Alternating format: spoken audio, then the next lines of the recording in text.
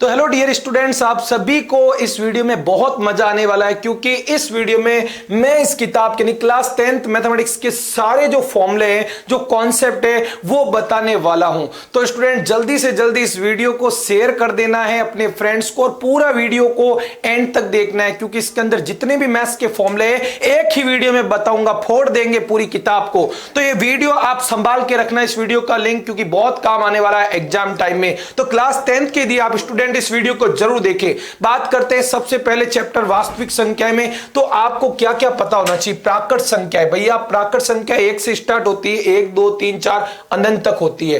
पूर्ण संख्या की बात करें तो 0 से स्टार्ट होती है, 0 1 2 3 4 अनंत तक होती है। फिर बात करें प्यारे विद्यार्थी पूर्णांक संख्या है, ये माइनस अनंत से प्लस अनंत तक होती है। इसका मतलब प्यारे बच्चों जितनी भी पूर्ण संख्या प्राकृत संख्या होती है वो सारी पूर्णांक संख्याएं भी होती है, बस पॉइंटों में, दशमलव में नहीं होनी चाहिए।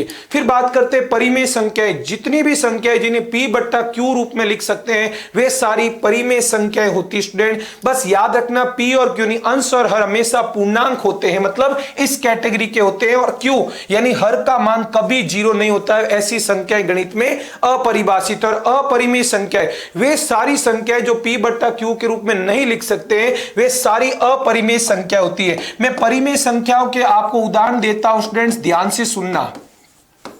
परिमेय संख्याएं कौन कौन सी होती है, कुछ उदाहरण देता हूं। जैसे मान लीजिए 12 बट्टा 17 है तो पूर्णांक बट्टा पूर्णांक, माइनस का 5 बट्टा 7 है, ये भी है। आपकी केवल कोई प्राकृत संख्या लिखी हुई 8, मान लीजिए 7 लिखी हुई तो ये भी क्या है? परिमेय संख्या है, क्योंकि इसे आप 7 बट्टा 1 लिख सकते हैं। 0 लिखा हुआ तो ये भी परिमेय संख्या है, क्योंकि 0 को 0 बट्टा 1 लिख सकते हैं। कोई माइनस में पूर्णांक लिखा -5 तो ये भी परिमेय संख्या, इसे -5 बट्टा 1 लिख सकते हैं। और अपरिमेय संख्याओं के कुछ महत्वपूर्ण उदाहरण आपको बता देता हूं, वो भी आपको ध्यान रखना है। जैसे आपको बताऊं √2 है, √3 है, पाई है, ये सारी क्या है? अपरिमेय संख्या है। स्टूडेंट्स उसके अलावा मैं आपको बताऊं, जैसे ऐसा लिखा हो 3 + √2 या 5 √2, ये भी आपकी क्या है? अपरिमेय संख्या है, जहां परिमेय और अपरिमेय संख्याएं जुड़ रही है। या आपको बताऊं शून्येतर परिमेय संख्या अपरिमेय से गुणा हो रही है, वो भी अपरिमेय संख्या है। उसके बाद बात करें वास्तविक संख्या, जितनी भी परिमेय और अपरिमेय संख्याएं होती हैं उनके ग्रुप को, उनके समूह को हम वास्तविक संख्याएं कहते हैं। बात करें सम संख्याओं की तो ऐसी संख्याएं जो 2 से विभाजित होती है या जिनका इकाई अंक 0 हो, 2 4 6 8 हो, ऐसी संख्याएं सम संख्याएं होती है। उनके अलावा जो संख्याएं होती है वो विषम होती है। ऐसी संख्याएं जो 2 से विभाजित नहीं हो, देख सकते हैं 1 3 5 उदाहरण है, या ऐसे समझ सकते हो ऐसी संख्याएं जिनका इकाई अंक 1 3 5 7 9 वे विषम संख्या होती है। बात करते हैं भाज्य संख्या की, ऐसी संख्या जिनके 2 या प्यारे बच्चों 2 से ज्यादा गुणनखंड हो, 2 नहीं, ऐसी संख्याएं जिनके 2 से ज्यादा गुणनखंड हो, 2 से ज्यादा गुणनखंड हो, उन्हें हम कहते हैं प्यारे बच्चों भाज्य संख्याएं। जैसे एग्जांपल बात करें 8 की, तो 8 के अंदर 1 का भी भाग जाता, 8 के अंदर 2 का भी भाग जाता, 8 के अंदर 4 का भी भाग जाता, 8 के अंदर 8 का भी भाग जाता है। यानी 2 से ज्यादा गुणनखंड है प्यारे बच्चों, तो ये भाज्य संख्या है। बात करें अभाज्य संख्याओं की, ऐसी संख्या जिनके केवल और केवल 2 गुणनखंड होते हैं प्यारे बच्चों, केवल और केवल 2 गुणनखंड वाली संख्याएं होती है अभाज्य संख्याएं प्यारे बच्चों। तो अभाज्य संख्या आपके सामने 2 3 5 7 11। जैसे एग्जांपल बात करें 13 की, तो 13 में केवल 1 का भाग जाता है 13 बार, और 13 में 13 का भाग जाता है 1 बार। तो 2 गुणनखंड होते हैं, एक तो स्वयं वह संख्या और एक वन। एक जो होता है वो सभी का गुणनखंड होता है, सार्वत्रिक गुणनखंड। तो ये अभाज्य संख्याएं होती है। स्पेशल नोट ध्यान रखना, एक जो होती है 1 ना तो भाज्य है स्टूडेंट, ना अभाज्य संख्या है। उसके बाद आती है सहभाज्य संख्या, ऐसी 2 संख्याएं 2 से ज्यादा भी हो सकती है जिनका HCF जो है महत्तम समापवर्तक 1 हो, उन्हें कहते हैं सहअभाज्य संख्याएं, सहभाज्य पूर्णांक। जैसे 2 और 5, आप देखिए 2 और 5 के अभाज्य गुणनखंड में कुछ भी उभयनिष्ठ नहीं है सिवाय 1 के। 7 और 8 के अभाज्य गुणनखंड में कोई भी संख्या उभयनिष्ठ नहीं है सिवाय 1 के, क्योंकि 7 में 1 का भी भाग जाता है, 8 में भी 1 का भाग जाता है। तो 1 तो दोनों का गुणनखंड है, लेकिन 1 के अलावा कोई नहीं, इनका मतलब 1 है, इसलिए इन्हें सहअभाज्य संख्याएं कहते हैं। वास्तविक संख्याओं में आपको मसब भी ध्यान में रखना चाहिए। ऐसी अभाज्य संख्याएं जो सर्वनिष्ठ अर्थात सभी संख्याओं के अभाज्य गुणनखंड में हो, जितनी भी संख्याओं के आप अभाज्य गुणनखंड करो सब में होनी चाहिए। फिर उन संख्याओं की छोटी घातों का यानी न्यूनतम घातों का आपस में गुणा कर दो, उस गुणनफल को एचसीएफ कहते हैं। एलसीएम की बात करें, जितनी भी अभाज्य संख्या आप अभाज्य गुणनखंड करो, जो भी संख्या चाहे उभयनिष्ठ हो चाहे नहीं, सभी को आप क्या करो, ले लो और बड़ी घातें, उनकी बड़ी घातों का आपस में गुणा करवा दो, वो होगा आपका एलसीएम। और एक और फॉर्मूला आपको ध्यान रखना है, 10th क्लास का सुपर हिट फॉर्मूला है कि दो संख्याएं जो भी होती है उनका गुणा उनके मसब इंटू लसब के बराबर होता है। जैसे 12 और 15, मेरे पास दो संख्याएं, इनका प्यारे बच्चों मसब 3 होता है, लसब 60 होता है, तो मसब और लसब का गुणा 60 इंटू 3 180 और 12 और 15 का गुणा भी 180 होता है, ये याद रखना है जी। उसके बाद बात करते हैं अंक गणित के आधारभूत प्रमेय। कोई भी भाज्य संख्या होती है उसे अभाज्य संख्याओं के गुणा के रूप में लिख सकते हैं। आप क्रम भले बदल दो, लेकिन प्यारे बच्चों वो जो समूह होता है वो एक द्वितीय होता है, अद्वितीय होता है। जैसे बात करें 30, तो 30 के अभाज्य गुणनखंड में 2, 3 और 5, ठीक है, तीनों अभाज्य संख्या है। तो किसी भी भाज्य 30 भाज्य संख्या है उसे अभाज्य संख्याओं के गुणा के रूप में हमने लिखा है। अब आप क्रम बदलो, 5 को आगे लो, 3 को आगे पीछे लो, फर्क नहीं पड़ेगा,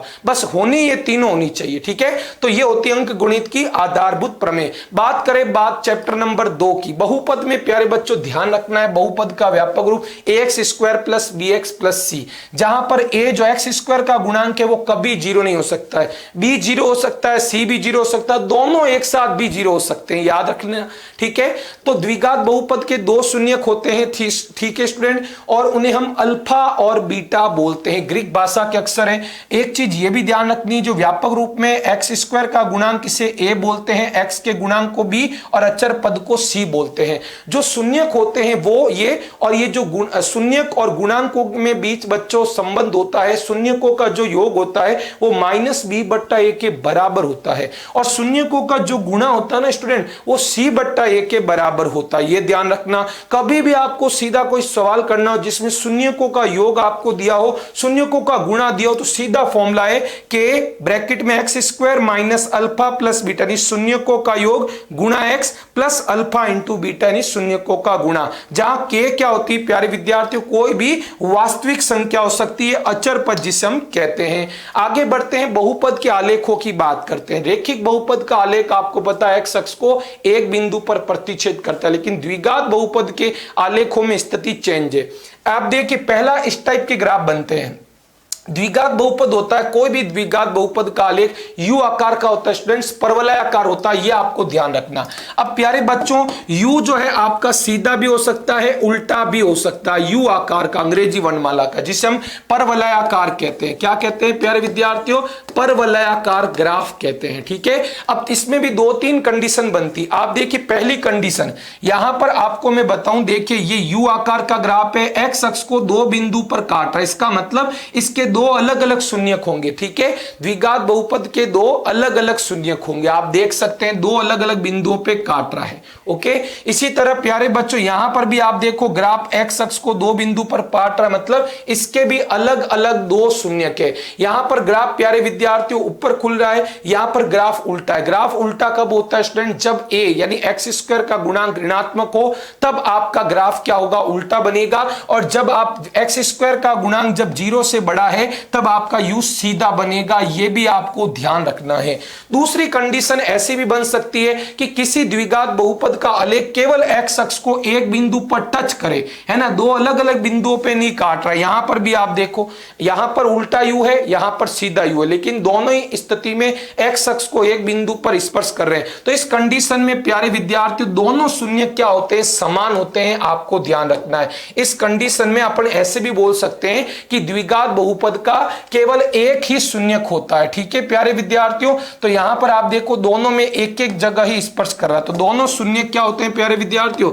दोनों शून्यक समान होते हैं, ठीक है। ऐसे लिख दो कि 2 समान शून्यक होते हैं, 2 समान शून्यक होते हैं, ठीक है, याद रखना। और यहां पर केस क्या होता है, दो भिन्न शून्यक होते हैं, अलग अलग मान के दो शून्यक होते हैं, ये आपको ध्यान रखना है जब एक्स अक्ष को दो अलग अलग बिंदु पर काटे।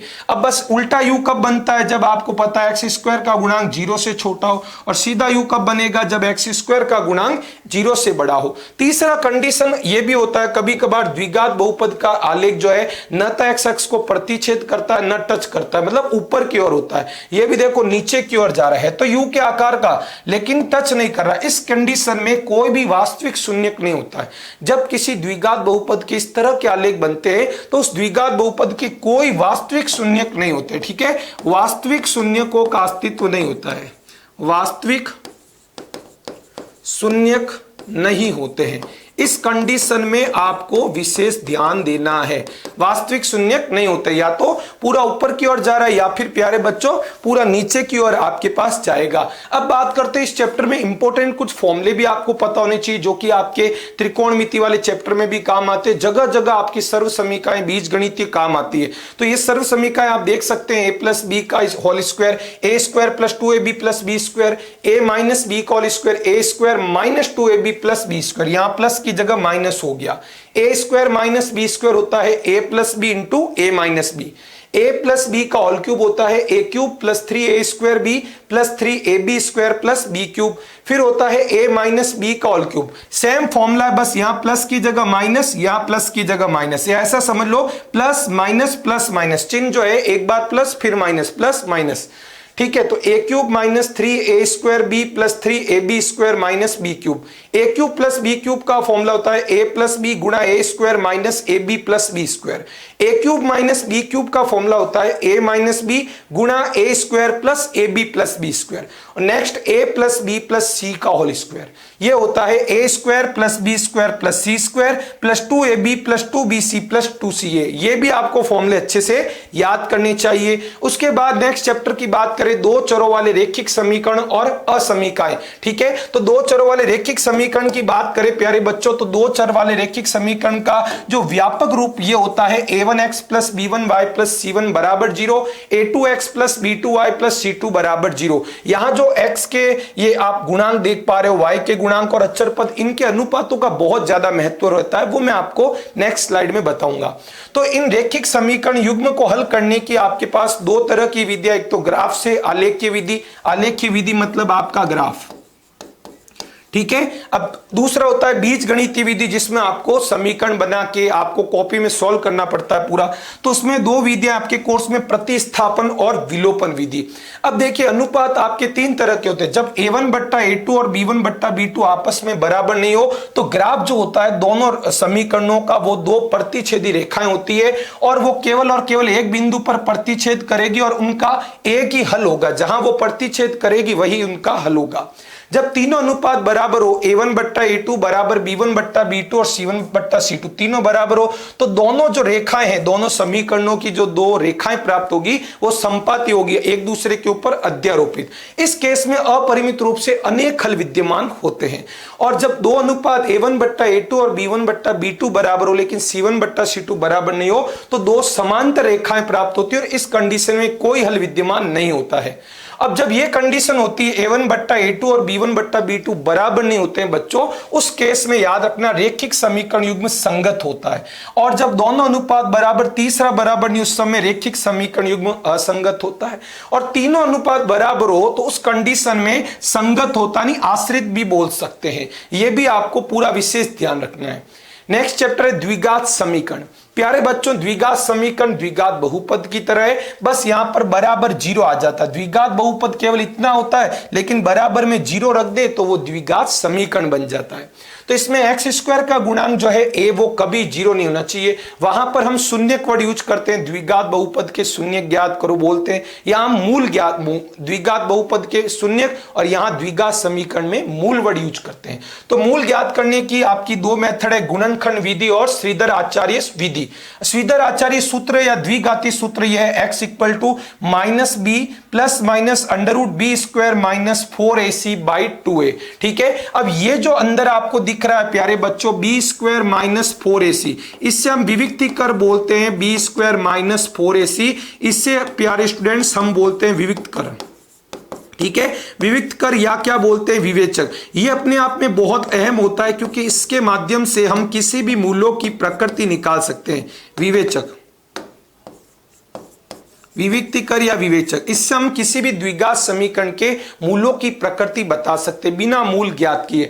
तो जब डी आप निकाल तो केवल ये वाले भाग को, इस फॉर्मूले को आप ऐसे भी लिख सकते हैं माइनस बी प्लस माइनस जो अंडर रूट में है उसे डी भी लिख सकते हैं बट्टा 2a, ऐसे भी आप चाहे तो लिख सकते हैं। ठीक है, थोड़ा ऊपर लिख देता हूं, ऐसे आप इसे लिख सकते हैं, नीचे लिख देता हूं माइनस का b प्लस माइनस रूट का d बट्टा 2a भी लिख सकते हैं। अब ये d ज्ञात करके आप पूरा बता सकते हो मूल कैसे होंगे। d का मान जब 0 से छोटा ऋणात्मक आए तो मूल काल्पनिक होते हैं, d का मान जब 0 आ जाए तो मूल वास्तविक और समान होंगे, और d का मान 0 से बड़ा यानी धनात्मक संख्या आता है तो मूल वास्तविक और असमान होते हैं। नेक्स्ट चैप्टर है समांतर श्रेणी। तो समांतर श्रेणी कोई भी होती है वो हमेशा a plus D, a plus 2d, a plus 3d इस रूप से होती है। इसे हम पहला पद कहते हैं, दूसरा पद, तीसरा पद, चौथा पद, इस तरह से होती है। यहां पर जो क्रमागत पदों का अंतर होता है वो हमेशा समान होता है, उसके माध्यम से हमें पता चलता है कि कोई सूची एपी है या नहीं है। ठीक है, तो a हम प्रथम पद को बोलते हैं और d होता है सार्वंतर।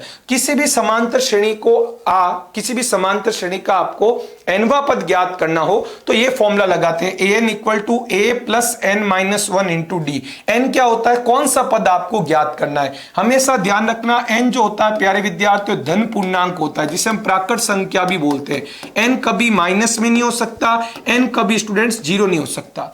फिर आपको समांतर श्रेणी के n पदों का योग ज्ञात करना हो तो ये फॉर्मूला है Sn इक्वल टू n बट्टा 2a plus n minus 1 into D. ठीक है, इसे ऐसे भी लिख सकते हैं n बट्टा 2 इंटू a प्लस एल। जब आपको प्यारे विद्यार्थियों प्रथम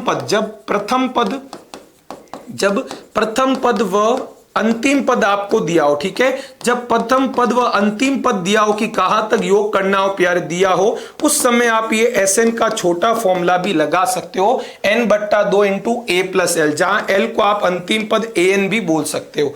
तो ये पॉइंट विशेष ध्यान रखना, जब आपको क्वेश्चन में पूछे कितने पद ज्ञात करने, पदों की संख्या पूछे कि कितने पद होंगे तो n का मान ज्ञात करते हैं। ओके, और जब सवाल में पहले से आपको Sn दिया हो, पदों का योग दिया हो और nवा पद ज्ञात करना an ज्ञात करो तो ये फॉर्मूला भी आप लगा सकते हो Sn माइनस 1। ठीक है, उसके अलावा जब भी तीन पद a b और c समांतर श्रेणी में तो जो b होता है मध्य पद वो प्रथम और तृतीय पद का माध्य होता है, b बराबर a प्लस सी बट्टा 2, दो पदों का योग बट्टा 2, ऐसे भी आप कर सकते हो। नेक्स्ट चैप्टर है त्रिभुज आपका, इसमें आपको ध्यान रखने समरूपता के तीनों नियम। पहला होता है ट्रिपल ए समरूपता। कौन समरूपता, जिसे आप डबल ए समरूपता भी कहते हैं। जैसे आपके सामने दो त्रिभुज है, इसमें देखो तीन कोण है 50, 60, 70, यहां DEF में भी 50, 60, 70 मौजूद है। इसका मतलब ये दोनों त्रिभुज आप समरूप बोल सकते हो। नाम सही से देना है, जैसे इसका नाम आपने ABC दिया 60, 50, 70, तो यहां 60, 50, 70 यानी EFD नाम होगा। और यदि ये दोनों त्रिभुज समरूप है यानी तीनों संगत कोण बराबर है, दोनों त्रिभुजों में तीनों संगत कोण बराबर है, तो ट्रिपल ए कौन समरूपता से समरूप हुए, और समरूप त्रिभुजों में संगत भुजाएं समानुपाती होती है। तो AB बट्टा EF बराबर BC बट्टा FD बराबर AC बट्टा ED, ये पूरा आपको लिखा हुआ है। दूसरा नियम होता है भुजा ट्रिपल एस नियम। जैसे आप इन दो त्रिभुजों को देखिए, एबीसी में तीन भुजाएं दी हुई 4, 3 और 5, डीएफ में भी तीनों भुजाएं दी हुई 1.5, 2 और 2.5। लेकिन आप यहां देखोगे दोनों त्रिभुजों में एक बात आपको नजर आ रही होगी, संगत भुजाओं का अनुपात बराबर है। जैसे आप देखिए AB 4 है, एक बताता हूं एग्जांपल, AB 4 है, DF 2 है, 4 बट्टा 2 कितना हुआ, 2 हुआ ना प्यारे विद्यार्थियों। तो 4 बट्टा 2 2 हो रहा है आपके पास। तो यहां इसी तरह आप देखो 3 का आधा करो 1.5, 5 का आधा करो 2.5, तो AB बट्टा DF बराबर BC बट्टा DE बराबर AC बट्टा EF आपके पास आ रहा है। ठीक है, ये आपके पास अनुपात कितना आ रहा है, हर बार आप देखो प्यारे बच्चों 2:1 आ रहा है। जैसे एग्जांपल AB आपके पास 4 है और DF कितनी है प्यारे बच्चों, 2 है, 4 बट्टा 2 कितना हुआ, 2 बट्टा 1, यानी ये तीनों का अनुपात बराबर होते हैं, उस कंडीशन में भी त्रिभुज समरूप होते हैं, है ना। उसके अलावा जब त्रिभुज समरूप है तो नाम आपको सही लिखने हैं। इसमें यदि आप ABC लिख रहे हो 4 3 5, तो इसमें देखो 4 के संगत ये वाली भुजा है, 3 के संगत ये, तो ऐसे चलना पड़ेगा FDE, ठीक है। अब ये दोनों त्रिभुज समरूप है तो संगत कोण भी बराबर होंगे। A कोण जो है F के बराबर होगा, B D के बराबर होगा और C E के बराबर होगा। तीसरा नियम होता है SAS, दो संगत भुजाओं के अनुपात के बीच कोई कोण आ जाए। जैसे आप देखिए दो त्रिभुज है, इसमें तीनों भुजाएं नहीं दी, केवल दो दी, इसमें भी केवल दो भुजाएं दी। जो दो भुजाएं दी उन्हीं के मध्य का कोण दिया, यहां पर भी दिया। तो 4 का 3 गुणा 12 होता है, 5 का 3 गुणा 15 होता है, 3 का यहां पर स्केल फैक्टर है, ठीक है। और दोनों के बीच जो कोण 60 है, सेम वहां पर भी 60 है। तो आप क्या देख सकते हैं, AC बट्टा DE बराबर BC बट्टा DF, संगत भुजाओं का अनुपात क्या है, बराबर है 1/3 है। और कोण C यहां पे और यहां कोण D बराबर है। जो भुजाएं हैं AC और BC उन्हीं के बीच का कोण C, और यहां भी DE और DF के बीच का ही कोण D है, बराबर है। तो दोनों त्रिभुज समरूप होंगे। अब यदि ये त्रिभुज समरूप है तो संगत भुजाएं समानुपाती होगी। तो तीसरी जो भुजा बच गई, इधर AB इधर EF, इनका अनुपात भी इन्हीं के बराबर होगा। ये जो है ये AB बट्टा EF भी 1/3 ही होगा, जैसे इस एग्जाम्पल में 1/3 है। और संगत कोण भी बराबर होंगे। तो जो बच गए दो कोण, इधर वाले दोनों कोणों के बराबर होंगे। A तो E के बराबर होगा और B जो है F के बराबर होगा।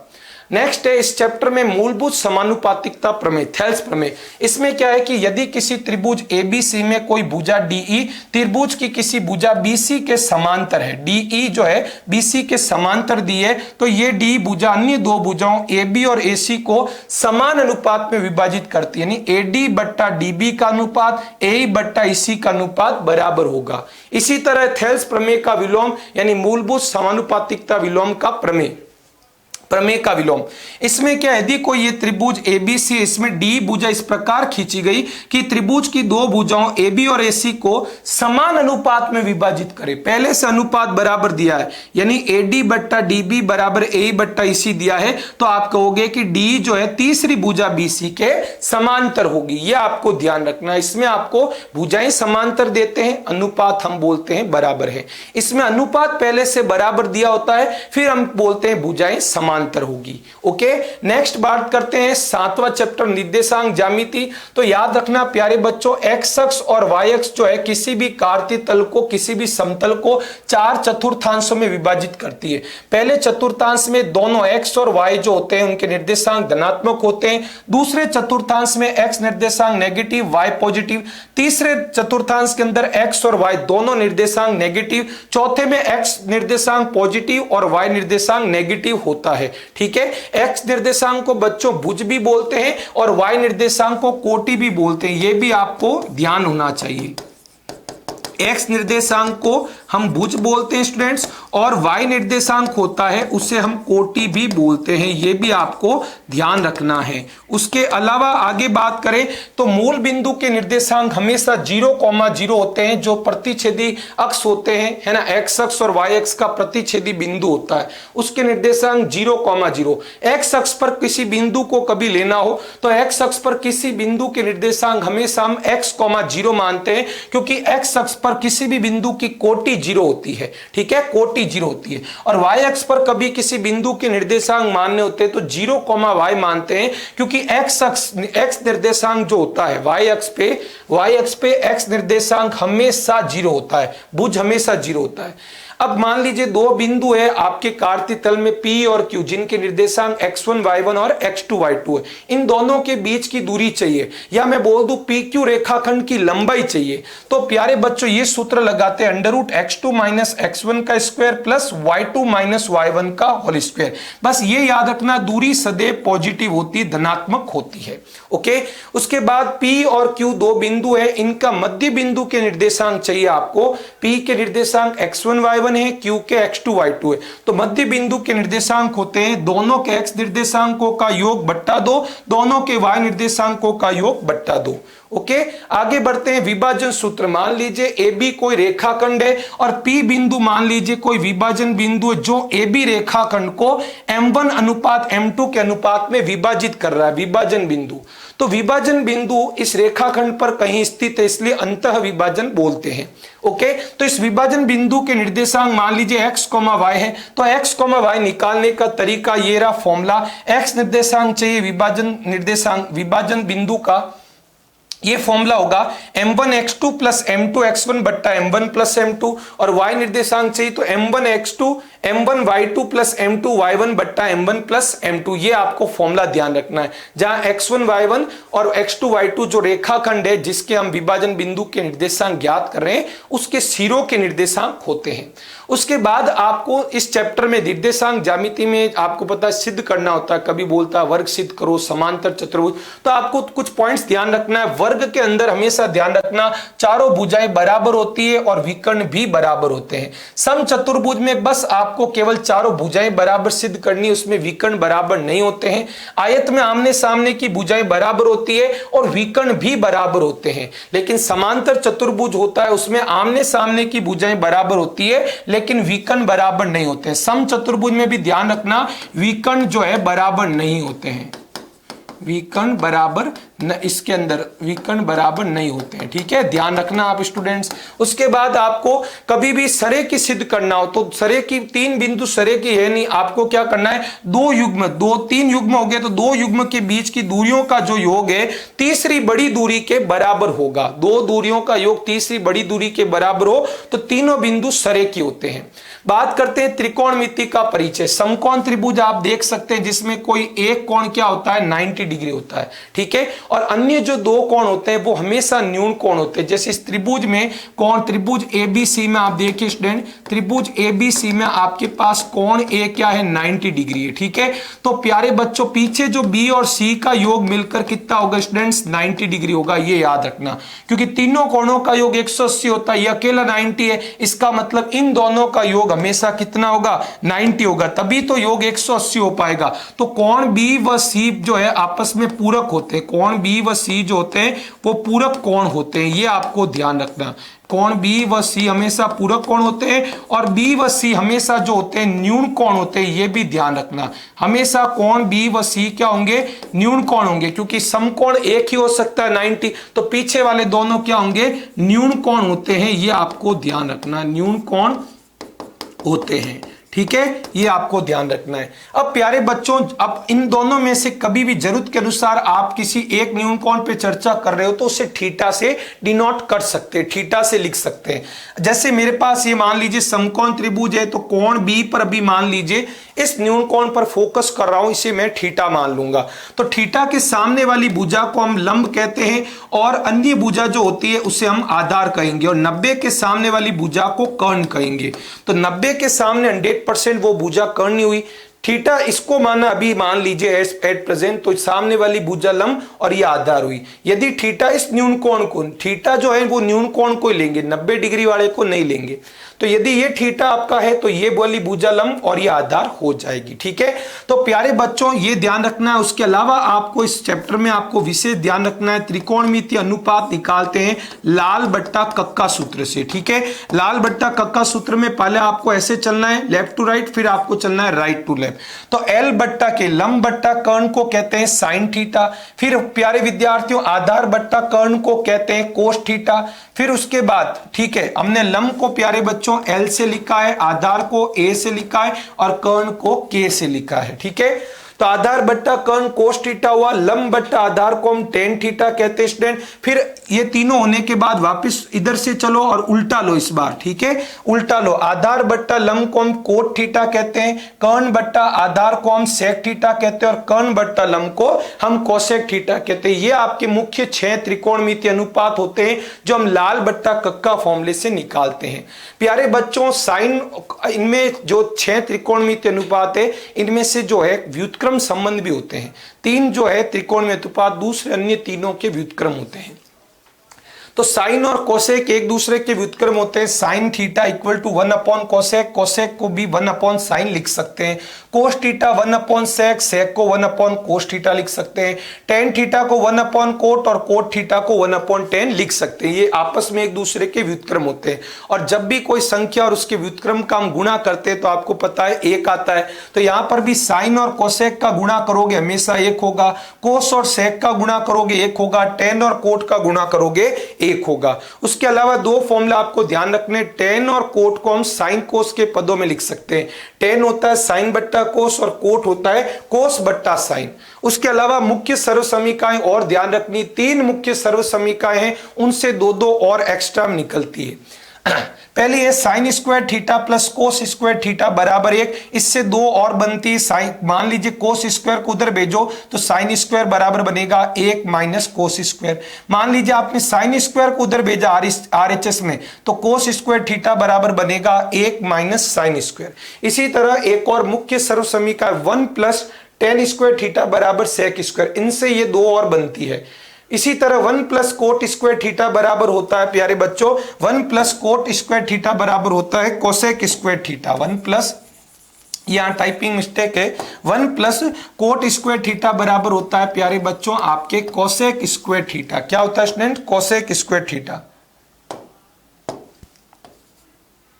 Cosec square theta. ठीक है, 1 प्लस कोट स्क्वायर थीटा बराबर कोसेक स्क्वायर थीटा। इसको भी 2 रूप होते हैं। मान लीजिए आप प्लस 1 को उधर भेज सकते हैं और चाहे तो कोसेक कोट स्क्वायर को भी उधर भेज सकते हैं। आरी बात ने कोट स्क्वायर उधर जाएगा तो cosec square minus cot square 1 बन जाएगा, और प्लस 1 को उधर भेजते हैं तो कोसेक स्क्वायर माइनस 1 बराबर कोट स्क्वायर बन जाएगा। ये भी आपको ध्यान रखना है। टेन थीटा का होल स्क्वायर उसे हम टेन स्क्वायर थीटा बोलते हैं, साइन थीटा का होल स्क्वायर उसे हम साइन स्क्वायर थीटा बोलते हैं। उसके बाद ये सारणी आपको विशेष ध्यान रखनी है। जो मुख्य आपके 6 कोण है, ठीक है, 5 कोण 0, 30, 45, 60 और 90, इनके लिए साइन कोस, टेन कोट और सेक कोसेक के नाम आपको ध्यान रखने हैं। ठीक है, सारणी sine 0 degree 0, sine 30 1/2, sine 45 1/√2, sine 60 degree √3/2, sine 90 degree 1, cos 0 1 होता है, कोस 30 √3/2, कोस 45 1/√2, कोस 60 1/2, कोस 90 0।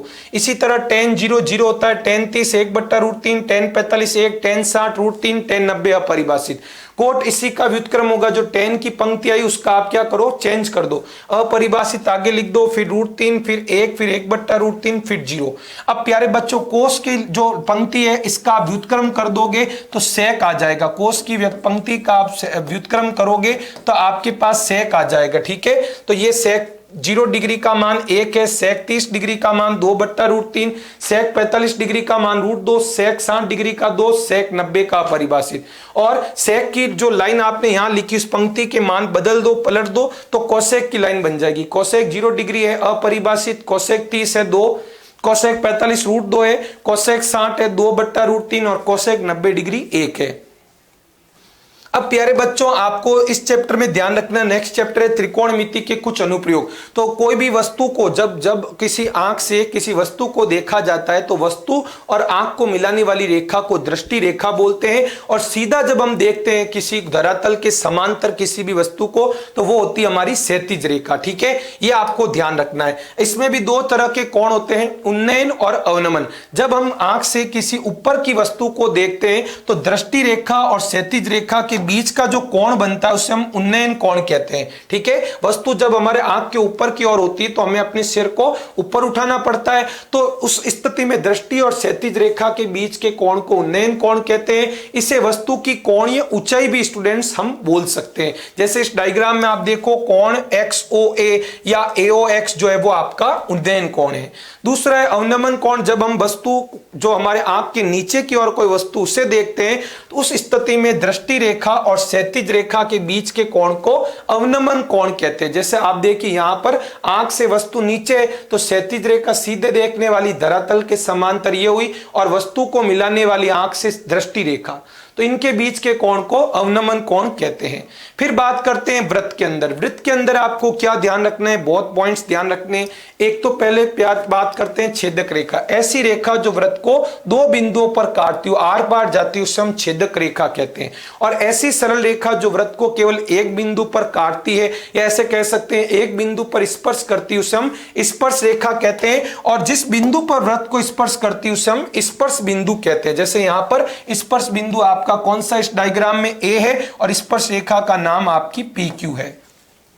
आगे दूसरा अगला पॉइंट है कि वृत्त के बाहर कोई भी बिंदु है, उस बिंदु से आप अधिकतम दो स्पर्श रेखाएं खींच सकते हैं। जैसे बिंदु P से आपने दो स्पर्श रेखाएं PT1 और PT2 खींची है, ठीक है। अधिकतम दो स्पर्श रेखाएं खींच सकते हैं और इनकी लंबाई हमेशा बराबर होती है, ये भी आप ध्यान रखना। PT1 और PT2 आपस में बराबर होगी। उसके बाद अगला पॉइंट है कि जो आपकी, जैसे मान लीजिए ये आपका कोई वृत्त था, इस पर आपने स्पर्श रेखा खींची, ठीक है। तो स्पर्श बिंदु को केंद्र से मिलाओगे तो ये होगी त्रिज्या। तो ये त्रिज्या और स्पर्श रेखा हमेशा परस्पर लंब होती है, आपस में 90 डिग्री का कोण होता है, ये आपको विशेष ध्यान रखना है। अगला प्यारे बच्चों, वृत्तों से संबंधित क्षेत्रफल। इस चैप्टर में ध्यान रखना कि वृत्त के अंदर आपको बता दूं अपरिमित यानी अनंत त्रिज्याएं होती है, अनंत जीवाएं होती है, अनंत व्यास होते हैं, ठीक है। ये आपको विशेष ध्यान रखना है। तो वृत्त की परिधि या परिमाप यानी वृत्त का एक चक्कर लगाने में तय की गई दूरी होती है 2πr, जहां r होती है वृत्त की त्रिज्या। फिर बात करते हैं वृत्त का क्षेत्रफल की वृत्त स्थान कितना घेर रहा है। किसी समतल में वृत्त को बनाया, जैसे मान लीजिए समतल में वृत्त को मैंने बनाया, तो ये वृत्त कितना स्थान घेरता है उसे हम वृत्त का क्षेत्रफल कहते हैं। फॉर्मूला है πr²। अर्धवृत्त का परिमाप यानी वृत्त का आधा आप देख सकते हैं, तो ये अर्धवृत्त का केंद्र हुआ, ये भी त्रिज्या है प्यारे बच्चों, ये भी यहां तक भी जाऊं तो ये भी आपकी त्रिज्या ही है, ठीक है। ये सब आपकी त्रिज्या केंद्र है और ये सब यहां से किसी को भी आप परिधि को मिलाओ, ये भी आपकी त्रिज्या है। तो अर्धवृत्त की परिधि का फॉर्मूला होता है πr + 2r, ठीक है। ये लंबाई तो πr और ये r + r हो गई 2r। अर्धवृत्त का क्षेत्रफल कितना स्थान घेरता है, πr²/2, यानी वृत्त के क्षेत्रफल में 2 का आपको भाग देना है। फिर बात करते हैं चतुर्थांश का क्षेत्रफल। वृत्त का चौथा हिस्सा, किसी वृत्त को समान 4 भागों में बांटते हैं तो प्रत्येक हिस्सा चतुर्थांश कहलाता है। चतुर्थांश का जो केंद्रीय कोण होता है वो ध्यान रखना स्टूडेंट, चतुर्थांश का केंद्रीय कोण आपका 90 डिग्री होता है, ओके। चतुर्थांश भी प्यारे बच्चों एक चीज आपको बताऊं, चतुर्थांश एक प्रकार का त्रिज्य खंड होता है जिसका कोण, केंद्रीय कोण 90 डिग्री होता है, ठीक है। तो चतुर्थांश का क्षेत्रफल πr²/4।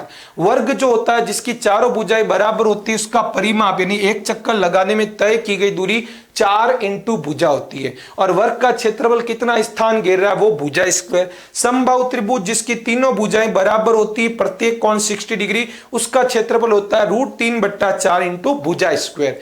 फिर बात करें समबाहु त्रिभुज का परिमाप, तो 3 × भुजा, आप एक चक्कर लगाने में तय की गई दूरी 3 × भुजा।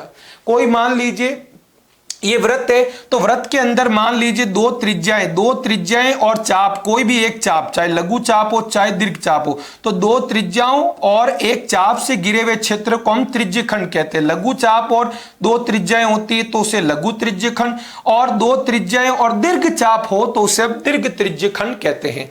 तो प्यारे बच्चों जो चाप लेते हैं हम, ठीक है, लघु चाप हो चाहे दीर्घ चाप हो, किसी भी तरह के चाप की लंबाई का फॉर्मूला होता है πr/θ/180, ठीक है। बस ये याद रखना, लघु चाप जो होता है उनके लिए थीटा हमेशा 180 डिग्री से कम होता है और दीर्घ चाप के लिए थीटा 180 डिग्री से ज्यादा होता है, ठीक है। और जब 180 डिग्री होता है उस केस में अर्धवृत्त होता है, ओके। और लघु त्रिज्यखंड का क्षेत्रफल जैसे ग्रीन कलर का तो πr²θ/360, और पीछे यदि पीले वाले का चाहिए, मान लीजिए ये कोण आपका थीटा है तो पीछे वाला कोण होता है 360 - थीटा। तो दीर्घ त्रिज्यखंड का कोण हमेशा 180 डिग्री से ज्यादा होता है, ये याद रखना। तो दीर्घ त्रिज्यखंड का क्षेत्रफल चाहिए तो सेम फॉर्मूला, बस थीटा की जगह 360 डिग्री माइनस थीटा, ये ध्यान रखना। πr² 360 डिग्री माइनस θ/360, ये आपको विशेष ध्यान रखना है, ओके। उसके बाद बात करते हैं प्यारे बच्चों लघु वृत्तखंड का क्षेत्रफल। लघु वृत्तखंड का क्षेत्रफल, वृत्तखंड क्या होता है कि कोई भी एक जीवा वृत्त को दो भागों में बांटती है, प्रत्येक भाग को हम क्या कहते हैं, प्रत्येक जीवा प्रत्येक जीवावृत्त को दो असमान भागों में बांटती है, उससे हम वृत्तखंड कहते हैं। छोटा भाग लघु वृत्तखंड, बड़ा भाग दीर्घ वृत्तखंड। तो लघु वृत्तखंड का क्षेत्रफल ये होता है पाई आर स्क्वायर थीटा बट्टा 360 माइनस आर स्क्वायर बट्टा 2 साइन थीटा। और दीर्घ वृत्तखंड का हमें क्षेत्रफल चाहिए तो ये फॉर्मूला होता है, एक तो तरीका है वृत्त का क्षेत्रफल में से लघु वृत्तखंड के क्षेत्रफल को घटा दो। तो वृत्त का क्षेत्रफल पाई आर स्क्वायर माइनस ये वाला, ये अपन को घटाना है, द्विपदी इसलिए ब्रैकेट में लिखा। इंपॉर्टेंट पॉइंट है। और ये घड़ी में आप पता है घड़ी से संबंधित सवाल भी है। तो मिनट की सुई जो होती है 1 मिनट में 6 डिग्री का कोण बनाती है, ये आपको विशेष ध्यान रखना। घड़ी में मिनट की सुई जो है 1 मिनट में कितना डिग्री का कोण बनाती है प्यारे बच्चों? 6 डिग्री का कोण बनाती है। ठीक है, यहां पे 6 डिग्री, 60 डिग्री नहीं स्टूडेंट, 6 डिग्री है। ठीक है, ये आपको विशेष ध्यान रखना है। और घंटे की सुई द्वारा ये अपने काम का है नहीं, इतना आगे बढ़ते हैं। पृष्ठीय क्षेत्रफल और आयतन। तो गनाभ के अंदर आप जानते होंगे गनाभ के 6 फलक होते हैं, सभी 6 फलक आयताकार होते हैं। गनाभ में लंबाई चौड़ाई और ऊंचाई कभी समान नहीं हो सकती। ठीक है, 2 हो सकता है लंबाई और चौड़ाई बराबर हो लेकिन ऊंचाई अलग होगी, चौड़ाई ऊंचाई बराबर हो सकती है लेकिन लंबाई अलग होगी। तो कोई भी एक फलक का हमें क्षेत्रफल पूछे, कोई भी एक, ठीक है, हो सकता है ये ऊपर वाला आपको फलक पूछे तो इसका क्षेत्रफल चाहिए, ऊपर वाला फलक एक आयत है तो लंबाई इंटू ऊंचाई हो जाएगा। मान लीजिए सामने वाला इस फलक का आपको क्षेत्रफल पूछे तो इसमें 2 विमाएं कौन सी आ रही? चौड़ाई इंटू ऊंचाई। तो आपको किसी भी एक फलक का क्षेत्रफल पूछे तो डिपेंड करता है कौन सी फलक लेनी है, उसके अंदर जो 2 विमाएं होगी उनका गुणा। तो लंबाई इंटू चौड़ाई भी हो सकता है, चौड़ाई इंटू ऊंचाई भी हो सकता है, ऊंचाई इंटू लंबाई भी हो सकता है। फिर बात करें गनाभ, इतना काम का नहीं है फॉर्मूला, ये ध्यान रखना। गनाभ का संपूर्ण पृष्ठीय क्षेत्रफल 2 गुणा लंबाई गुणा 2 बार है, फिर लंबाई गुणा चौड़ाई प्लस चौड़ाई गुणा ऊंचाई प्लस ऊंचाई गुणा लंबाई। हमने लंबाई को प्यारे बच्चों L से लिखा है, चौड़ाई ऊंचाई को H से लिखा है और चौड़ाई को हमने B से लिखा है, लेंथ ब्रेड्थ और हाइट। गनाभ का आयतन होता है लंबाई इंटू चौड़ाई इंटू ऊंचाई। कमरे की चारों दीवारों, जो 4 दीवारों का क्षेत्रफल होता है 2 गुणा लंबाई प्लस चौड़ाई इंटू ऊंचाई। गनाभ का विकर्ण कोई पूछे तो लंबाई √L square plus B square plus H square, ये ध्यान रखना है।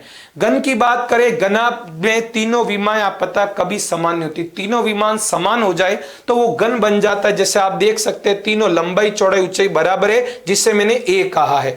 तो घन के प्रत्येक फलक कैसा होता है? वर्गाकार होता है, वर्ग का क्षेत्रफल होता है भुजा स्क्वायर। 6 समान क्षेत्रफल वाले फलक होते हैं।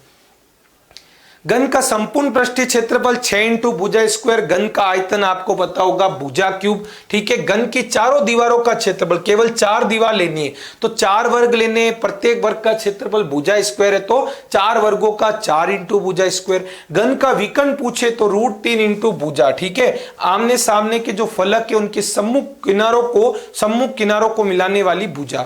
ठीक है, सम्मुख कोणों को। फिर बात करते हैं बेलन। बेलन में आपको पता है बेलन इस प्रकार का होता है जिसके 2 वृत्ताकार आधार होता है, जिनकी त्रिज्याएं आपस में क्या होती है स्टूडेंट्स? बराबर होती है। ओके, और दोनों त्रिज्याओं को मिलाने वाली जो लंबाई होती है, जो एकदम ऊर्ध्वाधर होती है, उससे हम कहते हैं बेलन की ऊंचाई कहते हैं। ठीक है, ये आपकी त्रिज्या हो गई, ये भी आपकी त्रिज्या होगी, दोनों त्रिज्याएं जो है वो समान होती है। तो बेलन के 2 वृत्ताकार आधार होते हैं, प्रत्येक आधार का क्षेत्र, आधार कैसे होते हैं बेलन के? वृत्ताकार। तो वृत्ताकार जो आधार, इसका क्षेत्रफल होता है पाई आर स्क्वायर। बेलन के वक्र पृष्ठ का क्षेत्रफल, बाहर की ओर केवल कलर कराए यहां पर, है ना, दोनों वृत्ताकार आधार पे रंग नहीं करवाए तो वक्र पृष्ठीय क्षेत्रफल 2 पाई आर एच और संपूर्ण पृष्ठीय क्षेत्रफल, यानी दोनों वृत्ताकार आधार भी ले लिया, वक्र पृष्ठ भी लिया, तो ये क्षेत्रफल है 2 पाई आर गुणा आर प्लस एच। और बेलन का आयतन होता है पाई आर स्क्वायर एच। बात करते हैं ठोस गोले का आयतन। ठीक है, वृत्त जो होता है वो 2D होता है और वृत्त को हम क्या करें, उसके व्यास के इर्द गिर्द घुमाएं तो गोला बन जाता है।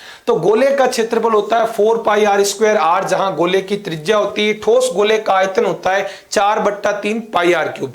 अर्धगोला, गोले का आधा कर दो, ये देखिए, तो ये अर्धगोला है, आप देख सकते हैं स्टूडेंट, अर्धगोले में ये अर्धगोले की त्रिज्या है और जो ऊंचाई होती है अर्धगोले की वो भी उसकी त्रिज्या होती है। तो अर्धगोले का वक्र पृष्ठीय क्षेत्रफल, केवल इधर वाले मुड़े हुए हिस्से पर अपन कलर कराएं तो ये 2 पाई आर स्क्वायर होता है। और ऊपर वृत्त में भी कलर करा दे, मान ले वृत्ताकार जो आधार है उस पे भी हम कलर करवाएं या सफेदी करवाएं तो उस समय हम वर्ड यूज करते हैं संपूर्ण पृष्ठीय क्षेत्रफल, जिसका फॉर्मूला होता है 3 पाई आर स्क्वायर। अर्धगोले का आयतन पूछे तो 2/3 पाई आर क्यूब। नेक्स्ट, सांख्यिकी चैप्टर। तो सांख्यिकी में सबसे पहले होता है समांतर माध्य, ठीक है। तो समांतर माध्य का आपको फॉर्मूला ध्यान रखना है, एक्स बार होता है, जिसका मान लीजिए व्यक्तिगत श्रेणी, कुछ आंकड़े आपको दिए हुए हैं, ठीक है, कुछ आंकड़े, व्यक्तिगत श्रेणी नहीं, सिंपल 2-4 आंकड़े दे दे, 10 आंकड़े दे दे, तो उनको माध्य ज्ञात करना है। तो सीधा फॉर्मूला है प्रेक्षणों का योग बट्टा प्रेक्षणों की संख्या, आंकड़ों का योग बट्टा आंकड़ों की संख्या, ओके। उसके बाद अवर्गीकृत बारंबारता बंटन दे, इस तरह से देते हैं ना बच्चों, इस तरह से, ये जैसे मान लीजिए आपको प्रेक्षण दे दिया और उनकी बारंबारता दे दी 2, 5, 3, 6, 4, 7, इस तरह से देते ना उनको, उनका हम कैसे निकालते हैं, सिग्मा एफ एक्स बट्टा सिग्मा एफ, यानी एक सारणी बनाते हैं जहां एक्स और एफ का गुणा करते हैं, आपको पता होगा, फिर बारंबारताओं को जोड़ते हैं। तो सिग्मा एफ एक्स बट्टा सिग्मा एफ होनी बारंबारताओं का योग। वर्गीकृत बारंबारता बंटन, ग्रुप बने हो 0 से 10, 10 से 20, इस तरह के आते हैं ना स्टूडेंट्स क्वेश्चन, इस तरह से,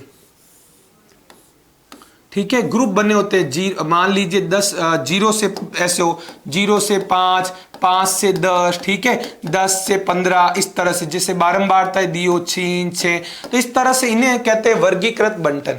तो वर्गीकृत बारंबारता बंटन में भी 3 मेथड है। कल्पित माध्य से हमें संक्षिप्त विधि, उससे माध्य निकालना है। तो एक्स बार का फॉर्मूला है एक्स बार बराबर A plus sigma F I D I बट्टा सिग्मा एफ आई, ठीक है, जहां आपको बताऊं ए होता है कल्पित माध्य, डी आई क्या होता है विचलन, जिसका फॉर्मूला एक्स आई माइनस ए होता है।